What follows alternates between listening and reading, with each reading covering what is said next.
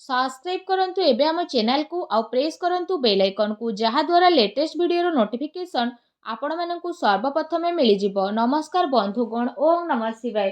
बंधुगण, आजिर वीडियो रे आमे आपण मानकु कहिबु तृतीय सप्ताह अर्थात 15 रु 21 तारिख पर्यंत समय आपणकर किपरि कटिबो, केउ प्रकारर ए सप्ताह को आपण प्लानिंग करिवे, ए सप्ताह आपणकर किपरि कटिबो, विशेष भाବରେ जदि कहबा केउ सब जिनिस रे आपणकु फायदा मिलिबो, केउ सब जिनिस रे आपणकु सावधानता अवलंबन करबाकू पड़िबो, आपणक लव लाइफ, कैरियर, बिजनेस, व्यापार ए सप्ताह रे किपरि रहिबो, ता सहित प्रतिटी दिन को आपण किपरि कटेइबे, स्वास्थ्यर महत्वपूर्ण इनफॉरमेशन मध्ये आमे वीडियो रे आपण मानकु देबु।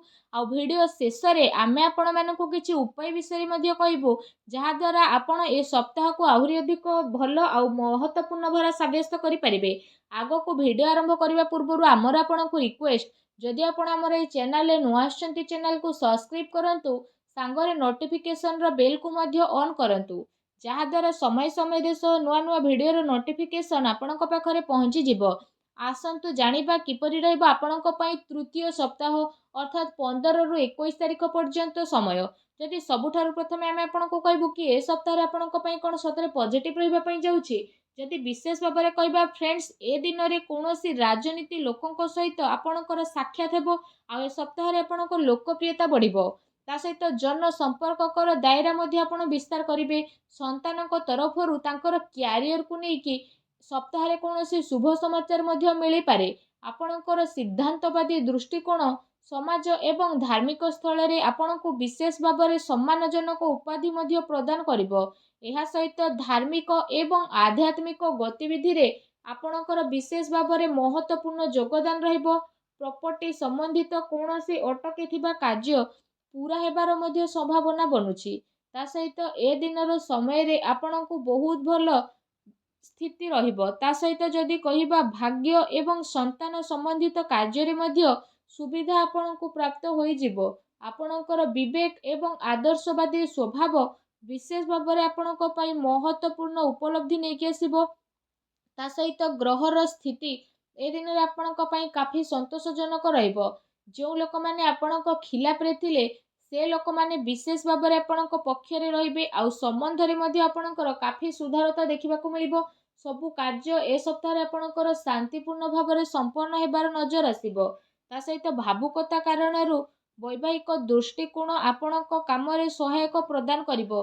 ए दिन रे आपणकर सकारात्मक आ संतुलित भावना आपणको आगको बढ़िबा एवं निजर कार्य को सुचारू रूप रे संपन्न करिबारे मध्ये बहुत सहाय्य सहयोग प्रदान करिवो। घरे कोनोसी धार्मिक उत्सवर मध्ये विशेष भाବରେ ए दिन रे योजना बनिबो। आपण पुणी थरे निजे निजकु ताजा विशेष भाବରେ अनुभव करिवे। एहा सहित जदि कहबा अटकी थिबा पेमेंट मध्ये मिलिबा कारणरू विशेष भाବରେ आर्थिक स्थिति रे आपणकर काफी टाइम पर्यंत सुधार आसीबो, जहा द्वारा आपणको काफी खुशी मिलिबो एवं आपणक मन बहुत ही प्रसन्न रहिबो। आसंतु जानिबा ए दिन रे आपणक पई कोन नेगेटिव रहिबो। कोनोसी भी प्रकारर उधारी ठारू ए सप्ताह रे आपण दूरी रुहंतु। धन लेण देण संबंधित कार्य करिबा ठारू आपण छलना बा धोकार मध्ये शिकार होई पारंती। कोनोसी भी काम करिबारे अधिक भाबी चिंती कि निजर टाइम को लगांतु नाही। एहा द्वारा समय आपणक हातरू बाहरी मध्ये जाई पारे। सामाजिक संपर्क को मधुर बनाई के रखिबार अति आवश्यकता रहिछि, कारण केबे केबे किछि नकारात्मक पुरुणा कथा पुणी थरे मध्ये उठी पारे, जहा द्वारा जदि कहबा आपण निजर मनोबल रे काफी टाइम पर्यंत कमी अनुभव करिवे। निजर स्वभाव को पॉजिटिव बनै कि आपण रखंतु। ए कथार मध्ये आपणको ध्यान देबार आवश्यकता रहिछि कि आपणकर सरल स्वभावर किछि लोक माने भूल फायदा मध्ये उठाई पारंती, जहा द्वारा विशेष भाବରେ आपणक मनर स्थिति किछि विचलित मध्ये होई पारे। अन्यर कथा को सुलझेइबारे आपणकर केते सारा महत्वपूर्ण कार्य मध्ये अटकी पारे।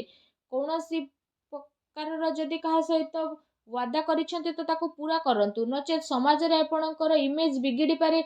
आ किछि लाभदायक मौका मध्ये आपणक हातरू बाहर जिबार विशेष संभावना बनुछि। एहा सहित जदि कहिबा देखा देखी प्रक्रिया रु आपण दूरी के रुहंतु। ए समय रे धन संबंधित किछि नुकसानदायक स्थिति मध्ये हेबो, जहा द्वारा जदि कहबा कोनोसी भी प्रकारर निवेश को आपण ए समय रे बाहर करि दियंतु। संपत्ति संबंधित विवादीय मामला रे ଧ୍ୟାନ ରଖନ୍ତୁ କି ଭାଇଙ୍କ ସହିତ ସମ୍ବନ୍ଧ ଆପଣଙ୍କର ଖରାପ ନ ହେଉ। ପିଲାଙ୍କର ଗତିବିଧିରେ ଧ୍ୟାନ ରଖିବାର ଅତି ଆବଶ୍ୟକତା ରହିଛି। ତାଙ୍କର କୌଣସି ଭୁଲ ଆଦତ ବା ସଙ୍ଗତି ଆପଣଙ୍କୁ ପ୍ରୋବ୍ଲେମରେ ପକାଇପାରେ। ସେସବୁକୁ ସକାରାତ୍ମକ କାର୍ଯ୍ୟରେ ଆପଣ ନ୍ୟସ୍ତ କରିବା ଅତି ଆବଶ୍ୟକ ରହିଛି, ଯାହା ତାଙ୍କର ଭବିଷ୍ୟତ ପାଇଁ କାଫି ଲାଭଦାୟକ ସିଦ୍ଧ ହେବ। ଆସନ୍ତୁ ଜାଣିବା ଏ ଦିନରେ ଆପଣଙ୍କର ଲଭ୍ ଲାଇଫ୍ କିପରି ରହିବ। ଘରର ମାହୋଲ ଅନୁଶାସିତ ଏବଂ ଖୁସିଭରା ମଧ୍ୟ ରହିବ। ପ୍ରେମ ସମ୍ବନ୍ଧରେ ମର୍ଯ୍ୟାଦା ବନେଇ ରଖିବାର ଆବଶ୍ୟକତା ରହିଛି। ଆପଣ ଆପଣଙ୍କର ସମସ୍ୟାକୁ ସୁଲଝେଇବାରେ ନିଜର ଜୀବନସାଥୀ ଆଉ ପିଲାଙ୍କର ପୁରା ସହଯୋଗ ମିଳିବ, ଯାହାଦ୍ୱାରା ଆପଣଙ୍କର ଆତ୍ମବିଶ୍ୱାସ ମଧ୍ୟ କାଫି ଭଲ ବନିକି ରହିବ। ଅତି ସମ୍ପର୍କୀୟ ଲୋକଙ୍କ ସହିତ ମେଳ ମେଳାପ ଏବଂ ବୁଲାବୁଲିର ଏ ସପ୍ତାହରେ ଆପଣଙ୍କର ଛୋଟ ମୋଟ ପ୍ରୋଗ୍ରାମ ବନିପାରେ, ଯାହାଦ୍ୱାରା ଘର ପରିବାରର ବାତାବରଣ ଆପଣଙ୍କର ଖୁସିଭରା ଆଉ ସୁଖଦପୂର୍ଣ୍ଣ ରହିବ। ଆସନ୍ତୁ ଜାଣିବା ଏ ସପ୍ତାହରେ ବିଶେଷ ଭାବରେ ଆପଣଙ୍କ ବ୍ୟବସାୟ କ୍ୟାରିୟର କିପରି ରହିବ। ଯଦି କହିବା କାର୍ଯ୍ୟସ୍ଥଳରେ ନିଆଯାଇଥିବା ଠୋସ୍ ନିର୍ଣ୍ଣୟ ଆପଣଙ୍କ ପାଇଁ ବହୁତ ଭଲ ରହିବ ଆଉ ସଫଳତା ମଧ୍ୟ ଆପଣଙ୍କୁ ଅବଶ୍ୟ ମିଳିବ। ଏ ଦିନରେ ମାର୍କେଟିଂ ତଥା ପେମେଣ୍ଟ କଲେକ୍ଟ କରିବା ଯେଭଳି କାର୍ଯ୍ୟରେ ଆପଣ ଆପଣଙ୍କ ଟାଇମକୁ ସ୍ପେଣ୍ଡ କରିବେ, ସେୟାର ଏବଂ ରିସ୍କ ପ୍ରଭୃତି କାର୍ଯ୍ୟରେ ବିଶେଷ ଭାବରେ ଦୂରେଇକି ରୁହନ୍ତୁ। ଆପଣଙ୍କ ସହ ଛଳନା କିମ୍ବା ଧୋକାଧଡ଼ି ମଧ୍ୟ ହୋଇପାରେ। ଚାକିରିରେ କୌଣସି ପ୍ରକାରର ସ୍ଥାନ ପରିବର୍ତ୍ତନ ବିଶେଷ ଭାବରେ ଆପଣଙ୍କ ପାଇଁ ଯୋଗ ବନୁଛି। କାର୍ଯ୍ୟସ୍ଥଳରେ କୌଣସି ପଡ଼ୋଶୀଙ୍କ ଦ୍ୱାରା ଲଢ଼େଇ ଝଗଡ଼ା ଯେପରିର ସ୍ଥିତି ମଧ୍ୟ ବନିବ। କିଛି କାନୁନି ବା ନିବେଶ ସମ୍ବନ୍ଧିତ ବିଶେଷ ଭାବରେ ଜଟିଳ କାମର ଆପଣଙ୍କୁ ସାମ୍ନା ମଧ୍ୟ କରିବା ପାଇଁ ପଡ଼ିବ। ବ୍ୟବସାୟିକ କାର୍ଯ୍ୟ ପ୍ରଣାଳୀରେ ପରିବର୍ତ୍ତନ ଆଣିବା ଆପଣଙ୍କ ପାଇଁ ଅତି ଆବଶ୍ୟକ ରହିଛି, ଯାହା ପାଇଁ ଆହୁରି ଅଧିକ ବେହତରିନ ପରିଣାମ ଆପଣଙ୍କୁ ହାସିଲ ମଧ୍ୟ ହେବ। ତା ସହିତ ବ୍ୟବସାୟିକ ପ୍ରତିଷ୍ଠାନରେ ଅନୁଭବୀ ଆଉ ପରିବାରର ବରିଷ୍ଠ ଲୋକଙ୍କର ଅନୁମତି ଏବଂ ସହମତି ଦ୍ୱାରା କାର୍ଯ୍ୟ କରିବା ଦ୍ୱାରା ଆପଣଙ୍କର କାଫି ସମସ୍ୟା ବହୁତ ଆସାନୀରେ ସୁଲଝି ମଧ୍ୟ ଯିବ। ଧନ ଲେଣଦେଣ ସମ୍ବନ୍ଧିତ କାର୍ଯ୍ୟରେ ଅଚାନକ କୌଣସି ଲାଭଦାୟକ ସ୍ଥିତି ମଧ୍ୟ ଆପଣଙ୍କର ବନିବ, ଯାହାଦ୍ୱାରା ଆପଣଙ୍କୁ କାଫି ଖୁସିର ଅନୁଭବ ହେବ। କାର୍ଯ୍ୟକ୍ଷେତ୍ରରେ ଯାହା ଆପଣ ପରିବର୍ତ୍ତନ ସମ୍ବନ୍ଧିତ ଯୋଜନା ବନଉଥିଲେ, ତ ସେସବୁ ଉପରେ ରାଜ କରିବାର ଉଚିତ ସମୟ ଏବେ ଆସିନାହିଁ।